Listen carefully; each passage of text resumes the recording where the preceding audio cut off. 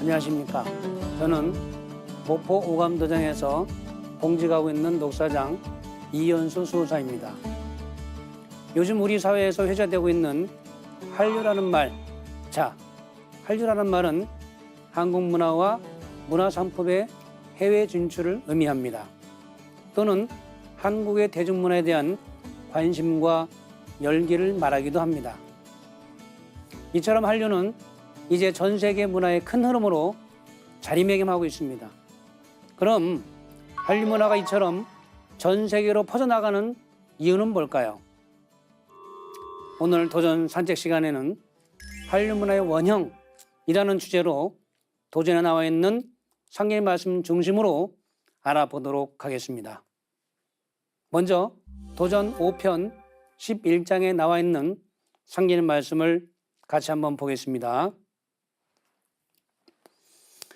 하루는 상계님께서 옥편을 불사르시며 말씀하시기를 내가 아는 문자로도 능히 모든 사물을 기록할지니 앞으로는 쉽고 간단한 문자로 천하에 통용되도록 하리라 하시고 장차 우리나라 말과 글을 세계 사람이 배워가리라 하시니라.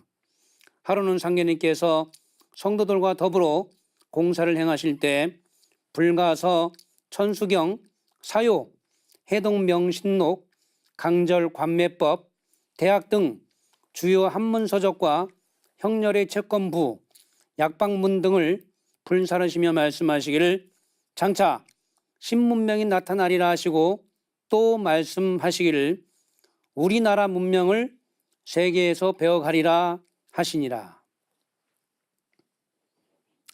상계님께서는 장차 우리나라 말과 글을 세계 사람이 배워가리라. 그리고 우리나라 문명을 세계에서 배워가리라 하셨습니다. 즉 세계 사람들이 우리나라의 문명과 문화를 배워간다. 이 말씀은 곧 한류를 말씀하신 겁니다. 요즘 대표적인 한류 문화가 K-팝인데요. 전 세계가 난립니다. 특히 BTS, 방탄소년단은 K-팝 최초로 빌보드 뮤직 어워드 톱 소셜 아티스트로 2년 연속을 수상했고요.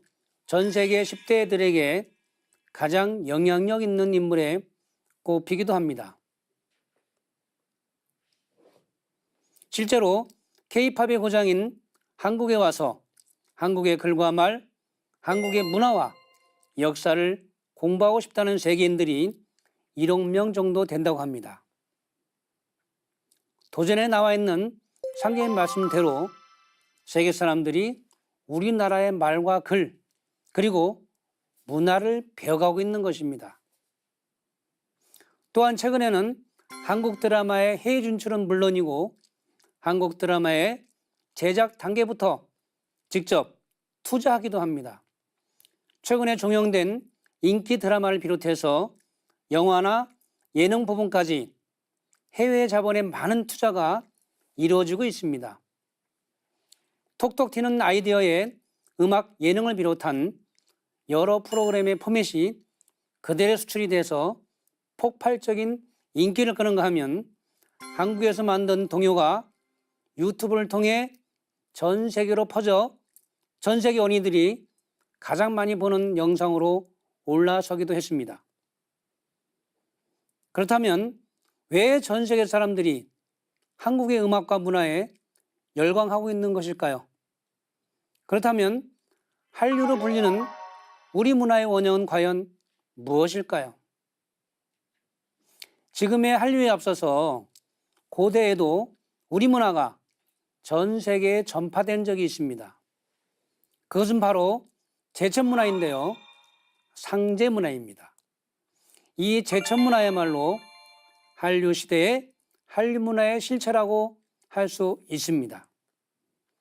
역사를 거슬러 올라가 보면 환국과 배달, 단군의 역사 시대에는 신교라고 하는 문화가 있었습니다. 신교는 이신 설교에서 나온 말로 신의 가르침, 즉 상계님의 가르침으로서 세상을 다스린다. 그런 뜻입니다. 신규의 시대에는 종교와 정치가 하나 된 재정일체 시대이며 여기서 전 세계 4대 문명과 4대 종교가 나갔습니다.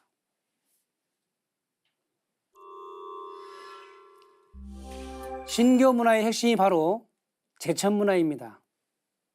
제천문화에서 제천단은 삼신상제님께 제를 올렸던 장소를 말합니다. 이집트의 피라미드의 원형이 바로 상제님께 제를 올렸던 제천단입니다. 지구라트라고도 하는데요. 이 피라미드 형태의 제천단은 멕시코나 중국 등 전 세계의 4대 문명의 발생지에 공통적으로 나타납니다. 그런데 그 제천단의 원형이 바로 중국 내몽골 지역의 적봉시와 요령성 지역에서 나왔습니다. 일명 홍산문화라고 하는데요.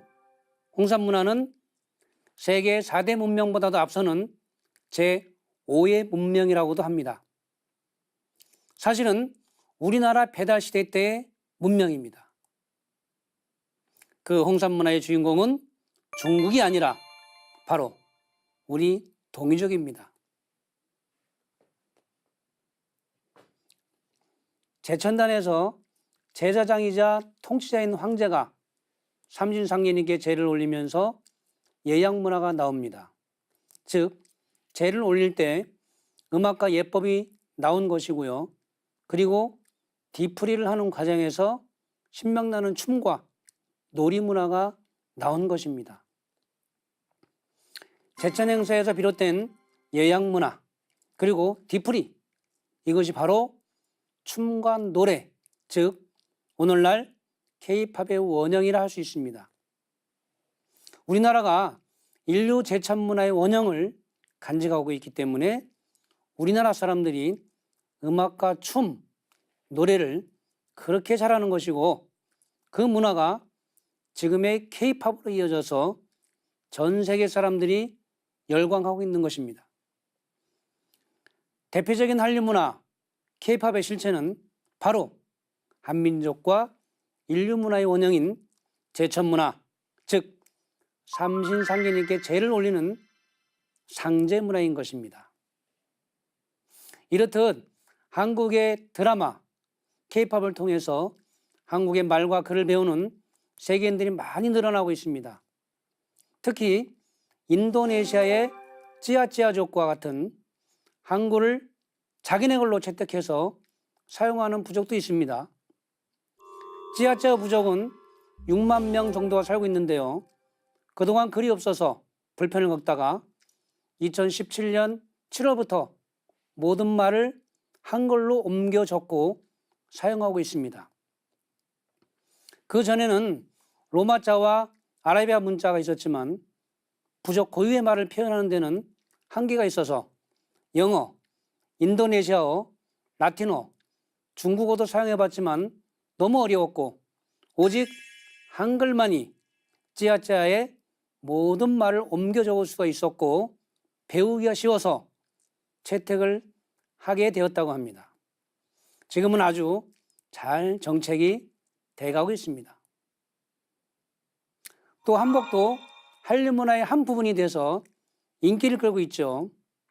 전 세계인들이 가장 아름답고 실용적인 옷이라고 극찬하고 있습니다. 상제님은 해동 조선국의 한복이 가장 좋은 옷이다, 그런 말씀을 하셨습니다. 한복은 한민족 고유의 옷으로 왕과 가족들은 한복을 여러 복식을 도입해서 입으면서 유행을 만들어내기도 하고 격에 따라서 다른 옷을 입기도 했으며 대다수의 평민들은 흰색 한복을 즐겨 입었고요. 한복의 기본 구성인 치마와 저고리 바지 등은 오늘날까지 변치 않고 기본 골격을 유지하며 내려오고 있습니다. 대한민국을 방문한 외국인 관광객들은 한복을 입어보는 행사나 한복을 사가는 경우가 상당히 많이 늘어나고 있으며 중국에서는 신혼부부들이 한복을 예단의 한 종류로 구매하는 경우도 적지 않게 늘어나고 있습니다. 한편 문화관광부와 민간인이 참가한 한복 패션쇼와 전시회는 전 세계에서 좋은 반응을 얻고 있으며 일부 디자이너들에게는 영감을 주는 소재가 되기도 합니다. 상인님께서는 이처럼 한국의 문화뿐만 아니라 우리나라가 세계의 중심이 된다고도 하였습니다. 다음 도전 말씀을 함께 읽어보도록 하겠습니다. 한 성도가 여쭈기를 황국신이 이 동토에 넘어오면 천하의 대중화는 조선이 된다 하였사온데 그렇게 되면 청나라는 어떻게 됩니까 하니 내가 거처하는 곳이 천하의 대중화가 되리니 청나라는 장차 여러 나라로 나뉠 것이니라 하시니라.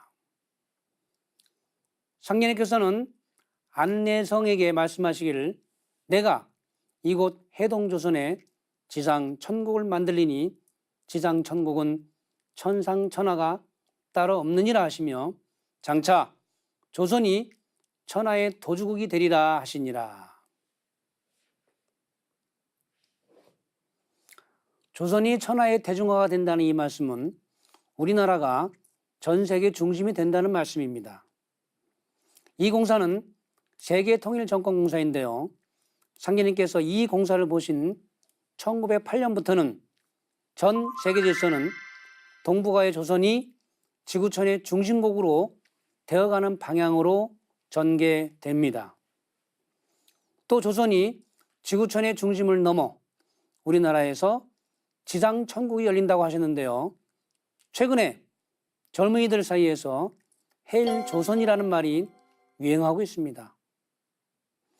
참으로 안타깝습니다. 청년 실업이 심각해지고 자녀를 낳아 키우기에도 힘들어지자 한국이 지옥에 가깝고 전혀 희망이 없는 사회라는 의미로 쓰여지고 있습니다. 그러나 한국은 결코 해일 조선의 나라가 아닙니다. 물론 부정적인 상황도 많이 있지만 한국은 실제 역사적으로 보면 전 세계의 중심이었고요. 동북아의 종주였습니다. 그러다 고려시대 이후로 조선으로 넘어오는 과정에서 역사를 잃어버렸고 사대주의가 자리 잡으면서 망했고 일제시대 이후 나라를 빼앗기고 뿌리 역사가 송두리째 뽑혀버리면서 무너진 겁니다. 단군세기 서문에 보면 국유영하고 사유혼하니 형가실혼이 보하 나라는 형체와 같고 역사는 혼과 같으니 형체가 그 혼을 잃고서 어찌 보존될 수 있겠는가 이런 말씀이 있습니다. 결국 역사를 잃어버리면 그 나라는 망하는 것입니다. 인류 문화의 종주였던 대한민국이 해일조선이 된 이유는 역사를 잃어버려서 그렇습니다. 그 나라 정신인 역사를 잃어버려 혼 빠진 민족이 되었고 민족의 정체성과 자아를 잃어버려 희망이 없는 중심이 없는 나라가 된 것입니다. 우리나라의 잃어버린 역사의 두 눈, 즉 환인 환웅 단군의 역사인 상고사와 현대 문명의 출발점인 동학의 왜곡된 역사를 다시 찾아야 합니다. 상고사와 근대사를 회복해야 우리나라는 하나가 되고 진정한 선진국 문턱을 넘어설 수가 있고 더 이상 해일조선이 아닌 지상천국을 해동조선에서 연다는 상계님 말씀처럼 한국이 가장 살기 좋고 부러워하는 희망의 땅이 될 수가 있는 것입니다. 주역에서는 우리나라를 간방이라고 합니다. 간은 동북방 지계하니 만물지 소송종이 소송시야일세 고로 왈 성운호간이니라. 자, 이 말씀은요, 간방은 만물이 끝나고 시작되는 땅이다. 즉 동북방의 간방 땅에서 열매 문화가 나온다는 메시지입니다. 열매는 종과 시가 함께 존재합니다. 즉 감방인 대한민국에서 지금까지 인류 역사가 매듭지어지고 우주 가을철에 새 역사가 시작이 됩니다. 그리고 왈 성원호간이라, 즉 대한민국은 감방 땅에서 하나님이 인간으로 강세하심으로 해서 선천 성인들의 모든 꿈과 이상이 실현된다는 말씀입니다. 그래서 감방인 한반도는 지구의 핵이요 중심 자리인 것입니다. 이보다 더 희망적인 얘기가 있을까요? 진주는 진흙 속에서 고통 속에서 생긴다 하였습니다. 역사를 잃어버려서 혼 빠진 민족이 되어버린 우리나라가 다시 역사를 회복하면서 앞으로 가을철 새로운 문명을 여는 중심 국가가 됩니다. 그리고 상계님께서는 조선이 장차 천하의 도주국이 된다 하셨습니다. 도주국은 바로 상계님 도의 주인이 되는 그런 국가를 말합니다. 상계님이 감방 땅인 우리나라에 인간으로 강세하심으로 해서 다시 잃어버린 천자국의 위상을 회복하고 개벽 후에는 상계님 도로서 전 인류의 주인이 되는 나라가 된다는 말씀입니다. 시청자 여러분, 오늘 한림문화의 원형이 무엇인가를 말씀드렸습니다. 전 세계로 뻗어나가는 한림문화의 원형은 바로 제천문화요, 상제문화요. 그 결론은 하나님이 우리나라 땅에 인간으로 강세하셔서 당신님의 도를 열어주심으로 해서 우리나라가 전 세계 천자국, 도주국으로 다시 우뚝 선다는 것입니다. 우리나라가 전 세계 중심국으로 가는 그런 과정에서 제일 중요한 것은 잃어버린 우리 역사, 상고사, 고대사를 반드시 회복하는 일입니다. 그것은 본래 우리 한민족의 정체성을 회복하고 나를 바로 세우는 길이기도 합니다. 우리 모두가 자랑스러운 대한민국의 주인공으로 살아가시길 고대하며 이 시간을 마치겠습니다. 감사합니다.